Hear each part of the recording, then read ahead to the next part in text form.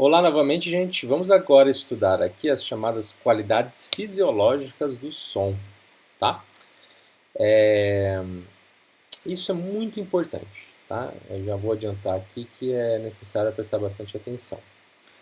Bom, não exatamente aqui a fisiologia, né, do ouvido, mas as características, né, que a gente vai estudar daqui a pouquinho. Bom, só para vocês lembrarem, né, isso daqui é algo mais relacionado da biologia, né, do sistema auditivo humano aqui.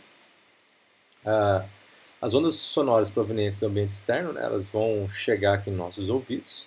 O formato da nossa orelha, né, ele possui ali uma capacidade de receber essa informação aqui. Então ela possui a sua acústica aqui, né, a sua capacidade de recepção.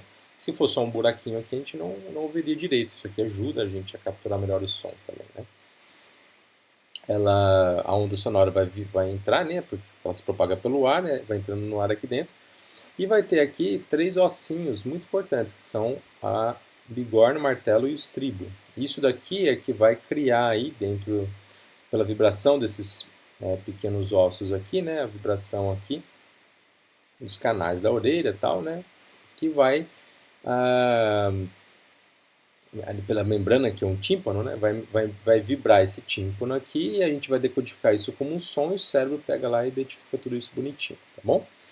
As principais características que nós conseguimos distinguir aí do som são a altura, o timbre e a intensidade. Então eu vou varrer esses três aqui nesse vídeo. Tá? E vamos começar com o primeiro, que é que é a chamada altura do som. Gente, a primeira coisa muito importante aqui que eu preciso deixar claro.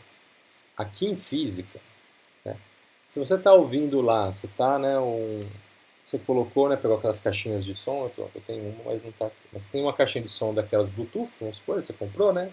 Ligou o seu celular ali e tá lá, né, ouvindo alguma música muito, muito alto. Já vou utilizar um aspas aqui para a palavra alto, né? E alguém chega né, seu irmão, sua irmã, sua mãe, seu pai, algum familiar seu chega e fala, abaixa um pouquinho isso daí, né, que eu estou ali estudando na sala ou no quarto do lado ali, está me atrapalhando. Abaixa, abaixa o som para mim. Então, o som estar alto, estar baixo é, são terminologias equivocadas. A gente não pode falar isso aqui em física. Um som alto em física não é um som com alto volume. É um som agudo. Tá? Então,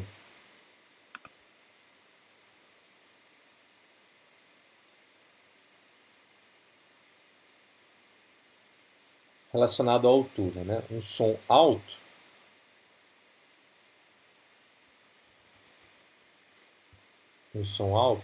significa o quê? Som agudo. E um som baixo é um som grave, tá? Então, um som alto está relacionado à agudeza do som. Quão agudo está esse som aí? Um som baixo, a gravidade dele. Tá? Por isso que um dos instrumentos, o instrumento que nós conseguimos ouvir, né, na escala mais baixa, né, que está ali, perto do quase 20 Hz aqui, ó, é o baixo, e também o cello, né, que emitem ali sons que estão tão baixos na escala ali da frequência sonora, né, que a gente começa a quase não ouvir mais esses sons aí, tá? Então, se a gente está relacionando aqui o fato de um som ser alto com a frequência alta, um som baixo com o fato de ser grave, né? O que isso vai interferir? Lembra que frequência é a quantidade de ciclos que eu faço num determinado tempo. No caso aqui, vamos impor esse intervalo de tempo aqui que a apostila pôs. Então, aqui eu consegui ciclos completos. 1, 2, 3. Aqui tem 1, 2, 3, 4, 5, 6. Então aqui tem o dobro embaixo. Qual deles é mais agudo e qual é mais grave? Esse de baixo aqui é mais agudo e o de cima é mais grave, porque ele tem maior frequência. No mesmo intervalo de tempo, um faz mais ciclos que o outro no som aqui. Aqui seria, né, como que é a onda longitudinal no som, e aqui é uma representação transversal dela por meio de um osciloscópio, que é esse aparelho aqui que transforma ondas de diversos tipos aí em um oscilador transversal. Então ele fica osciloscópio, que verifica oscilações. Né? Então ele consegue identificar exatamente aí uma onda transversal recorrendo a isso aqui. Né? Ok? Então, primeira coisa importante aqui. A primeira característica do som importante é a altura, e ela se diferencia em som agudos e graves, né? Ou altos e baixos. Então aí, primeiro ponto que a gente tem que tomar muito cuidado. O segundo ponto é o chamado timbre. Eu sei que vocês já estudaram isso aqui em música, tá? Mas eu preciso agora ver a parte física de tudo isso aqui que a gente está falando, né? Bom, o timbre, a minha cara ainda está muito atrasada em relação ao meu som aqui, mas eu não sei. Eu tenho que fechar muitos programas que estão rodando aqui, mas eu preciso deles, né, para interagir com vocês. Eu não estou aguentando mais. Bom, o timbre, o que é o timbre? Né? Eu vou mostrar para vocês que quando você consegue uma nota musical numa corda, por exemplo, se você toca um instrumento musical primeiramente, né? Então se você está lá, você consegue uma nota musical numa corda. Aquela nota musical, ela é uma frequência que você conseguiu atingir, tá? Um Lá, um Sol, né? E essa frequência que você conseguiu atingir, ela tem um valor atrelado a ela. Um valor de frequência sonora que está nessa faixa aqui, por isso que a gente escuta, né? De novo, está aqui na faixa do som aqui. Bom, só que acontece o quê? Quando você emite uma frequência dessas, se você não emite, quando você alcança, né, uma frequência dessas no seu instrumento musical, você não faz somente ela, você faz outras frequências ali de forma não esperada e até em menor, né, quantidade ali. Tá? O conjunto dessas outras frequências, dessas outras notas que são emitidas ali junto com aquela principal que você está querendo, porque lembra, né, o fato de você vibrar uma nota sonora também vibra as outras cordas, por exemplo, né? Vocês estudaram isso em música, né? Então se você tem um piano lá, você dá, né, tum, você clicou na tecla lá, ele vai lá o martelinho, né, bate na teclinha. Isso ele vibra também as outras ao redor. Então o som total que você captura do piano não é somente daquela cordinha, é também das vibrações adjacentes que estão ocorrendo nas outras cordas ali também. Além disso, né, se você consegue diferenciar um Lá, por exemplo, de um piano, de um Lá de um violino. Não sei se existe uma equivalência ali mais próxima, né? Se eu falei besteira aqui, peço desculpas, mas deve ter ali em algum instrumento musical uma nota que é exatamente igual a de outro instrumento musical, só que são emitidas em instrumentos diferentes. E você consegue reconhecer quando é de sei lá, um violino, de um piano, de uma viola, de um cello, de um oboé, né, de instrumentos de sopro, aí, né, enfim, de diversos instrumentos musicais que existem aí, né? Bom, por que você consegue diferenciar? Porque a reverberação nas paredes ali da caixa, por exemplo, de um violino, é diferente da reverberação da caixa ali do piano, de um oboé, por aí vai. Também a propagação é um pouquinho diferente que ocorre ali do som ali dentro, né? Se você somar todas essas características aí, né, e não são poucas, né, que podem interferir aí na estrutura sonora, vocês vão perceber que a onda, né, o padrão de onda é igual em todos. Então, se você pegar a frequência de um Lá no piano, um Lá no violino, um Lá no instrumento de sopro, é mesmo. O padrão aqui, se a gente conseguisse capturar a onda transversal, seria idêntico. A gente não conseguiria diferenciar. Mas a gente sabe, ouvindo, que aqui, né, cada onda aí pertence a um instrumento específico. Isso é o timbre. Tá? O timbre, então, ele soma, né, ele é um conjunto primeiro de harmônicos emitidos simultaneamente com o som fundamental, que seria primeiro harmônico, né? Que eu vou explicar isso mais para frente, eu prefiro não adiantar muito aqui, mas eu vou explicar tudo isso aqui, pode ficar tranquilo, né? O que são esses harmônicos aí? Mas são, de certa forma, aí, formatos e notas que a gente está emitindo ali no instrumento musical, né? Varia de um instrumento musical para outro, e essa divergência de frequência combinada que nos permite distinguir uma mesma nota emitida em instrumentos distintos. A frequência fundamental é a mesma, porém os harmônicos sobrepostos são diferentes. É isso que ele está falando aqui. Existem outras notas aí sobrepostas aí, né? Já no caso da voz, as cordas ou pregas vocais de uma pessoa com vozes parecidas emite conjuntos de harmônicos semelhantes. Dizemos que essas pessoas têm um timbre vocal semelhante. Então, quando o pessoal fica fazendo imitação de políticos, de artistas, por aí vai, é porque eles conseguem ali, com a corda, com a, com, né, a cordinha aqui, né, com as nossas cordas vocais aqui, eles conseguem chegar com esses timbres parecidos aí, tá bom?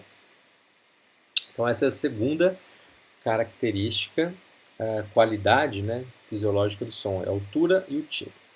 E o último, gente, é a chamada intensidade sonora. Tá?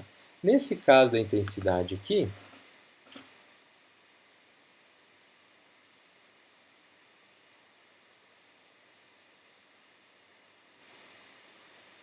intensidade, aí sim, tá, gente? Quando a gente quer falar um som, o que a gente chamaria de um som com alto volume, a gente tem que chamar aqui de um som forte. Então, um som forte é um som com volume alto. Um som fraco é um som com volume baixo. Tá? Então, o forte aqui, o certo seria você, tipo, né, você falar assim, nossa, o som daquele carro está muito forte, né? Pode fazer mal para os meus ouvidos. O som daquela casa, né, daquele aparelho do celular, está muito forte, abaixa ele. A gente está falando, enfraquece o som um pouquinho aí, tá? Ou você está ouvindo a televisão lá, né? Fala, nossa, deixa mais forte esse som aí para eu entender melhor ali que o jornal está falando, né? Ou né, a série aí, para eu entender melhor ali a série. Então o certo seria a gente falar essas terminologias aqui, forte e fraco para volume, tá? Porém, obviamente, a gente continua utilizando alto e baixo, tá? Então é equivocado. Então, para física aqui não pode confundir. Não, no dia a dia você pode continuar falando normal, tá, gente? Aqui é para física. Então, a intensidade sonora, ela mede o quê? A quantidade de energia, que aí é isso que o som carrega. A quantidade de energia por unidade de tempo que está sendo ali emitido pela fonte sonora, tá? Mas, gente, aí isso daqui também ocorre, essa questão da intensidade ocorre também para outras ondas, para ondas eletromagnéticas também, tá? Aqui compensa eu a gente estudar junto isso daqui, né? Então, por exemplo, uma lâmpada incandescente, que é aquelas de bulbo, não é essa, tá? Eu vou tirar rapidinho. Essa daqui, ela é de LED já, tá? Mas é uma parecida com essa que tinha aquele filetinho de tungstênio dentro, né? Então, aquelas lâmpadas chamadas lâmpadas incandescentes, né? De 100 watts. Então, quanto maior a quantidade de watts de uma lâmpada, quer dizer o quê? Maior é a luminosidade que ela vai emitir, né? A gente compra por watts, né? Então, se você tem lá uma lâmpada, essa aqui, por exemplo, vamos tirar de novo. Ela tem 4,8 watts. Então, essa aqui é a quantidade de energia que ela emite. Só que assim, ela consegue equiparar aí a uma lâmpada, sei lá, de 20 watts de tungstênio. Porque uma lâmpada de tungstênio gasta mais energia para emitir a mesma quantidade de luz. Tá? Então, antigamente, quando não existia lâmpada de LED, lâmpada fluorescente, por aí vai, né? A gente comprava por watts, então a gente sabia exatamente ali se uma lâmpada de 100 watts é uma lâmpada mais potente que uma lâmpada de 20 watts. Então era mais fácil comprar nessa época. Agora, inclusive, né, quando você ainda vai comprar nas... Deixa eu ver se eu acho aqui para mostrar para vocês. Se você vai comprar lâmpada hoje, ele coloca ainda o padrão da lâmpada incandescente para ajudar, né, as pessoas mais antigas, que nem eu, a comprar uma lâmpada certa, porque o padrão ali continuou, né? Deixa eu ver aqui, ó. Ah lá.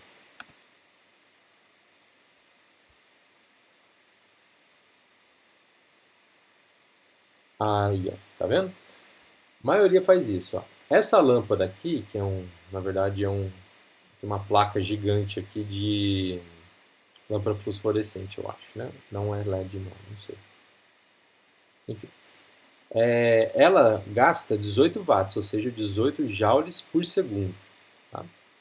Vocês viram isso daqui lá em ótica, tá, gente? Em potência lá em ótica. Tá? Lembra que já watts é joules por segundo.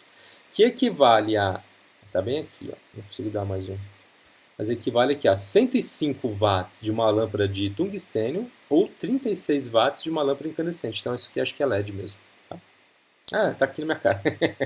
Desculpa aí. Super LED. Então equivale exatamente isso. Tá? Aqui está a quantidade de temperatura da lâmpada, porque a temperatura aqui vai regular também a cor da lâmpada. Quanto menor a temperatura aqui, mais amarelada ela fica. Quanto maior a temperatura da lâmpada, né, mais branca ela fica aqui, né? Mas se você tem a possibilidade, sempre compre aí lâmpadas. Aqui, ó, uma tabelinha mostrando, né? A gente vai estudar isso aqui, tá? Então não precisa se preocupar muito.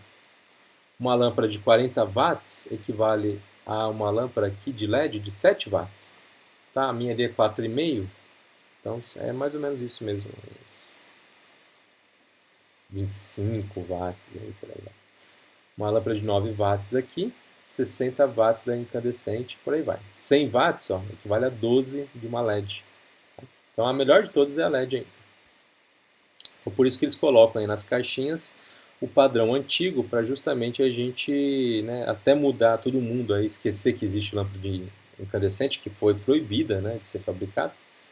A gente vai ter que ter esse padrão aí. Só existe lâmpada, obviamente, para forno, essas coisas que, né, exigem fornos mais antigos aí. Vamos voltar lá? Vamos. Tá. Então, uma lâmpada incandescente de 100 watts, quando acesa, emite cerca de 5 joules por segundo de energia luminosa, sendo os outros 95 watts, que a definição de watt é joule por segundo, tá aí, emitidos na forma de energia térmica, ou seja, infravermelho. Então, o infravermelho que a gente estudou lá no passado,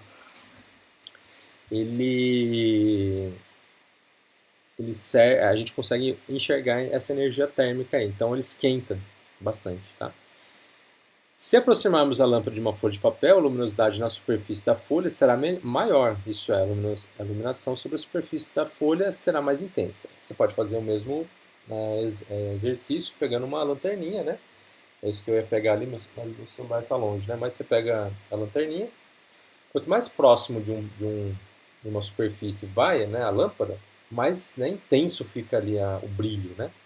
Mais longe, mais a área fica maior e diminui essa intensidade da luz, né? Embora sejam muito usados no cotidiano, as expressões volume sonoro e luminosidade, do ponto de vista técnico, devem ser substituídas respectivamente por intensidade sonora e intensidade luminosa.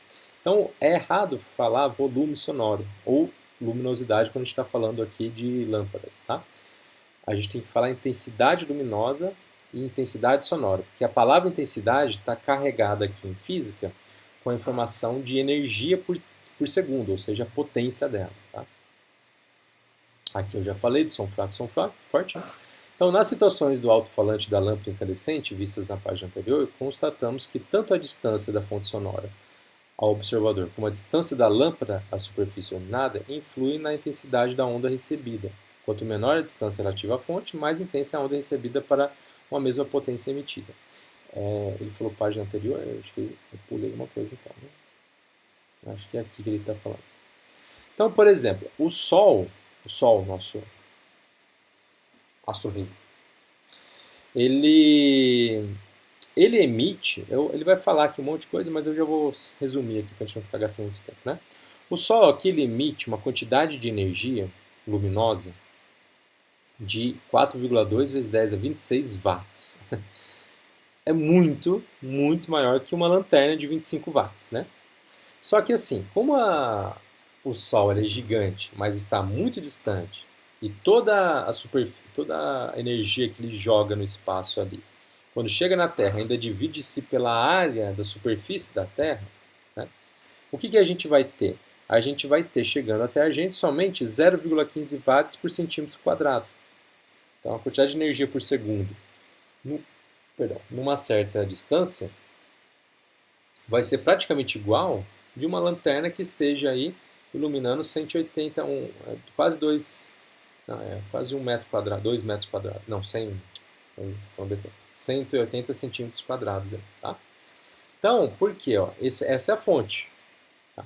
Quanto mais distante, porque lembra, tanto a onda, ele está fazendo analogia aqui com a onda de luz eletromagnética, porque as duas são tridimensionais, tá? Então, você tem a fonte, né? Quanto mais longe você vai da fonte, né, mais a intensidade de energia aqui se concentra, se distribui mais por essa superfície, quanto maior a distância aqui. Aqui está bem mais concentrado que aqui, por exemplo, que se divide bastante a intensidade da, da, da fonte emitida, né? Bom, e, e aí no caso do som, a mesma coisa acontece com as caixas, né, o sistema ali de alto-falantes. Que, né, se você tiver muito, né, com a orelha do lado de um alto-falante de um show, você vai ficar surdo ali, porque a intensidade, a energia sonora ali é muito alta, porque ela tem que jogar não só ali no comecinho da plateia, mas tem que jogar lá, né, no outro lado do estádio, vamos supor que seja num estádio, tá? Então tem que ter uma distribuição acústica aí muito grande, está muito desenvolvida aí para entender melhor isso, né? Tem que fazer um trabalho de acústica muito grande aí. Né? E então a gente pode falar de uma forma bem simplificada aqui, né? Que a intensidade sonora ela depende da superfície. Então você pega a potência que está sendo emitida ali de som, de energia por segundo, e divide pela superfície. Isso vai te dar uma unidade de medida chamada watt por metro quadrado no sistema internacional, né? Então, para fontes de onda pontuais, por exemplo, uma pequena lâmpada, um pequeno alto-falante, as frentes de onda são tridimensionais e esféricas, isso é, a energia emitida pela fonte distribui-se esfericamente à medida que a onda se propaga. Então, é isso que ele está falando aqui. Então, da geometria, né, a gente calcula que se é uma esfera, lembra, essa casca esférica que é formada aqui, né, por dentro, né, dessa esfera de onda sonora que está saindo da minha boca aqui, né, vai ter uma área superficial da esfera, que a gente estuda em matemática, que vale 4πr ao quadrado, que depende do raio ali, né, da, da esfera que a gente está trabalhando. Agora fazer uma livre aqui, um círculo, isso aqui é difícil. Foi, né? Mais ou menos. Então aqui vamos supor que isso daqui seja uma esfera, tá? Então a área dessa esfera aqui, isso aqui é o raio, né? 4πr ao quadrado, é isso que quer dizer, né? E o volume da esfera, né, seria 4/3 de πr ao cubo. Mas a gente vai estudar isso aqui, que é aqui que é importante, porque a gente está preocupado com a área. Né? Pela igualdade, então o que acontece? Quanto maior a distância, esse quadrado aqui, tá vendo? Esse quadrado aqui dá um problema, porque quanto maior a distância, mais rápido cai a intensidade, tanto luminosa quanto sonora. Então, ó, depois de 3 raios aqui, a intensidade sonora cai para 9, porque 3 ao quadrado, né, 9. Então, 4 cai para 16 a intensidade sonora inicial da fonte. Sonora ou intensidade luminosa da fonte. Tá? Então, a gente chama isso aqui dizemos que a propagação de ondas esféricas obedece à lei do inverso do quadrado da distância. Tá? O que quer dizer isso? Quanto maior a distância, mais rapidamente cai a intensidade, a energia aí, então o brilho cai muito rapidamente. E aí tem algumas outras analogias aqui que ele faz, né? Que a intensidade de ondas senoidais, em geral, são diretamente proporcionais ao quadrado da amplitude dessas ondas. Portanto, lembra, gente, que a gente está falando aqui de ondas, né? Simulando ondas transversais dessa maneira. E ondas transversais nada mais são do que ondas, né? Função seno ou cosseno, né? A gente chama de ondas senoidais. Né? Se começa aqui em cima é cosseno, se começa aqui no meio é seno. Então, a intensidade de ondas sinodais de geral são diretamente proporcionais ao quadrado da amplitude. Tá? É outra forma aqui de a gente calcular isso aqui. A figura 10 mostra esquematicamente duas ondas sonoras, A e B, de mesma frequência, mas com amplitudes diferentes. Resumo. Enquanto que a altura do som depende da frequência, a intensidade sonora, por o que a gente está estudando aqui, depende da amplitude. Bom? Então, você pode, tudo isso que eu falei aqui, no caso, a gente pode resumir isso daqui. Essa fórmula é importante? É. Tá? Ela cai. Algumas cai, já vi cair sim e recentemente. Tá? Mas o que é importante é você saber que é exatamente a amplitude. Ó, aqui é a quantidade de. Vamos supor que isso aqui seja o mesmo intervalo de tempo. Mas ó, aqui tem 1, 2, 3, 4. 1, 2, 3, 4. Tem 4 ciclos. A frequência dessas duas são iguais. O que está mudando aqui? O valor da amplitude. Então a amplitude ela é diretamente proporcional à intensidade. Na verdade, quanto maior a amplitude é ao quadrado aqui. Né? Se você aumenta um pouquinho a amplitude, já aumenta muito a intensidade sonora. Tá? Então vocês podem fazer essas duas analogias aí. Aqui, né? Então, aqui a gente compara uma onda, né? Aqui tem o mesmo intervalo de tempo. Então, isso aqui seria uma onda aguda ou alta. Aqui seria uma onda baixa. Já aqui, né? Fazer só um ciclo.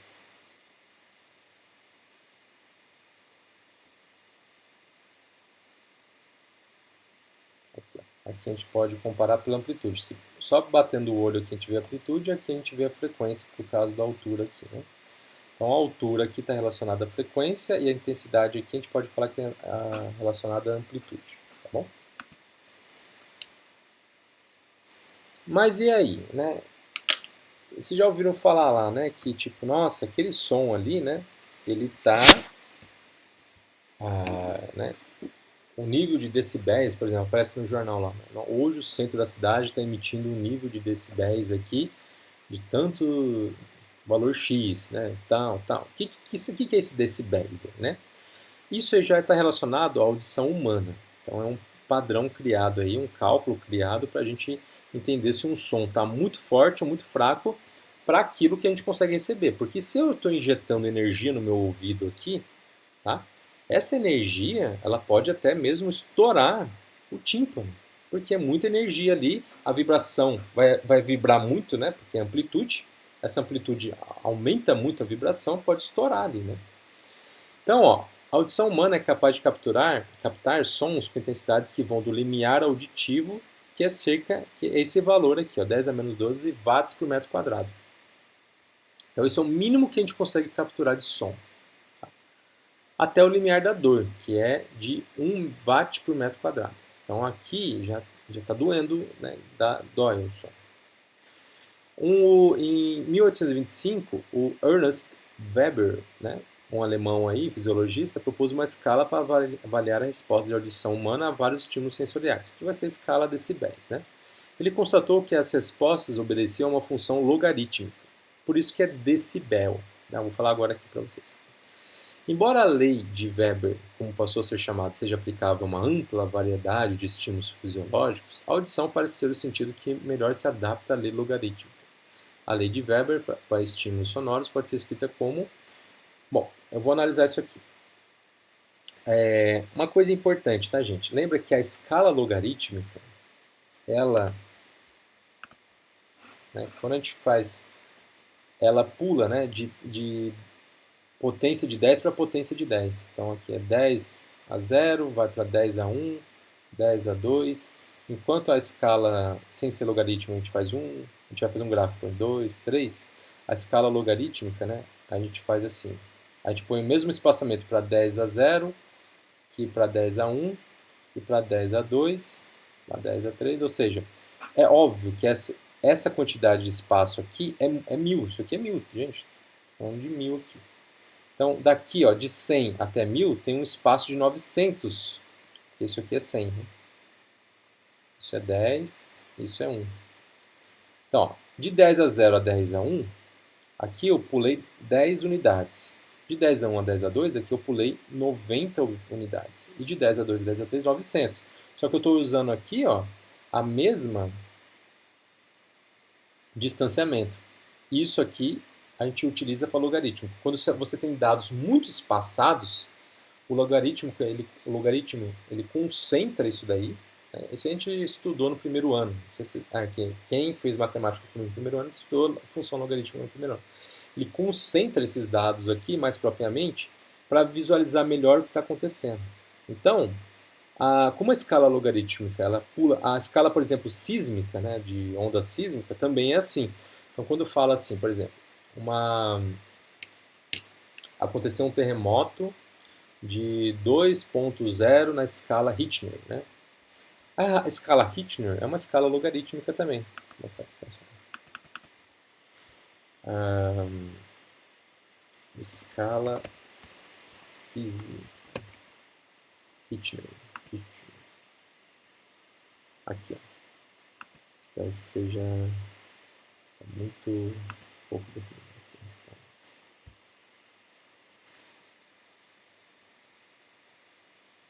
Ela é uma escala logarítmica, ele não vai mostrar a fórmula aqui, né?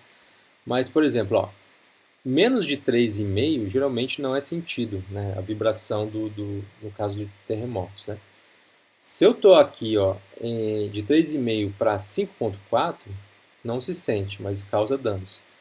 Agora, ó, de 5,5 a 6 já ocasiona danos. De 6 a 6,9 pode causar danos graves em regiões. Ó, eu estou pulando aqui, gente, não estou pulando nenhum 1.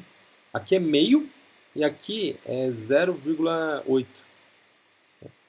E aqui 0,9. Então, daqui para cá, gente, já é uma vibração altíssima, porque é justamente uma escala dessa. Deixa eu ver se eu acho a fórmula.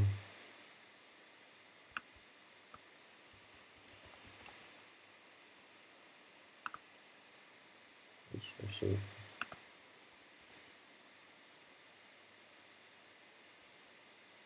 Esse ritmo eu tenho aqui um escala sísmica.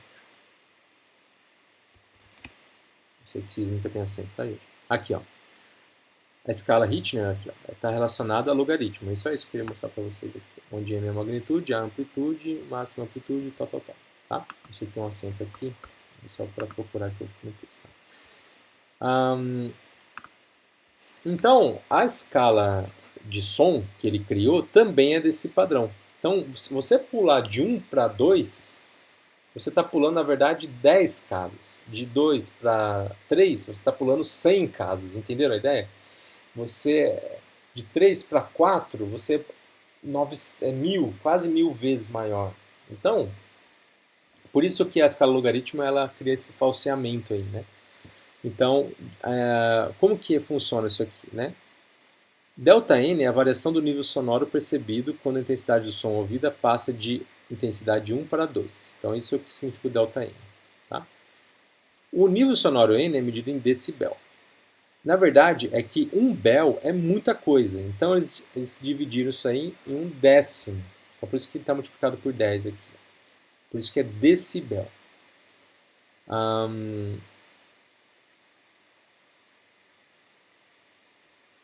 Aí tem aqui o gráfico, né? E aí você coloca a intensidade antes com a intensidade depois aqui. De novo, essa fórmula cai muito. Vi poucos exercícios e ainda deram a fórmula. Pode ser que tenha exercício que tenha. Depende de vestibular para vestibular, tá? Mas não é muito comum. Tá? Então, se você fizer agora um gráfico de frequência da onda aqui, ó, por um gráfico de nível sonoro, ó, observa aqui, ó. Observe, perdão. De 20 para 50 são só 30 unidades. De 10 mil para 20 mil são 10 mil unidades. E ele colocou quase que a mesma escala aqui, tá vendo? Porque, de novo, é uma escala logarítmica. Quanto mais longe você vai, ele vai apertando mais os dados, para ficar tudo na mesma escala e você enxergar melhor. Então a voz está nessa região aqui, a região da música está aqui. Aqui tem outros ruídos. E o que passar para cima ou para baixo aqui, porque depende da frequência, né? A escala aqui decibel também depende da frequência, né? Vai ocasionar a chamada dor. Tudo que, se for uma frequência alta ou for aqui um decibel alto, aí causa dor, tá bom? Então aqui compreende o nível de 20 Hz, né? Então aqui a gente ouve, né? De 20 Hz a 20 mil Hz, é o que a gente ouve aqui. E tudo que está para cima ou para baixo aqui vai ser o limiar. Não, perdão. Tudo que está para cima aqui é o limiar da dor, tudo que está para baixo aqui a gente não vai ouvir, que é o limiar da audição. Mas o que é importante aqui, ó, é isso aqui. Se você ficar ouvindo, né, escalas muito intensas, você pode perder a audição. E ao longo da nossa vida a gente perde naturalmente, tá?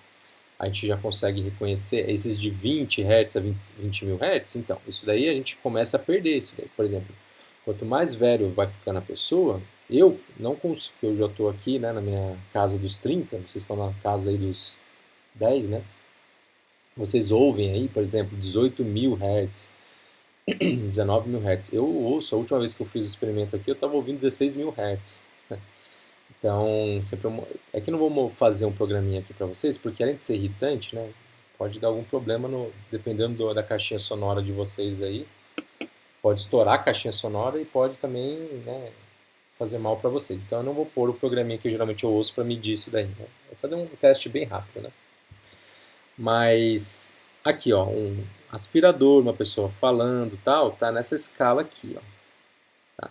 Um piano, tá? Mas é uma escala boa. Uma bateria, ó, já pode um avião, britadeira, um tiro de arma perto, né? Tudo isso pode ocasionar perda de audição aqui. E aqui são barulhinhos do dia a dia nosso aí, tá?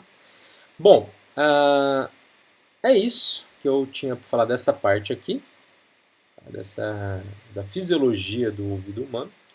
A aula que vem agora eu vou falar de efeito Doppler e a gente vai falar de interferência de onda também, onda estacionária, tem bastante coisa ainda, e cordas vibrantes e ondas estacionárias. Então acho que eu não consegui nem terminar hoje aqui, achei que fosse conseguir, mas acho que eu não vou. Bom, gente, até daqui a pouquinho.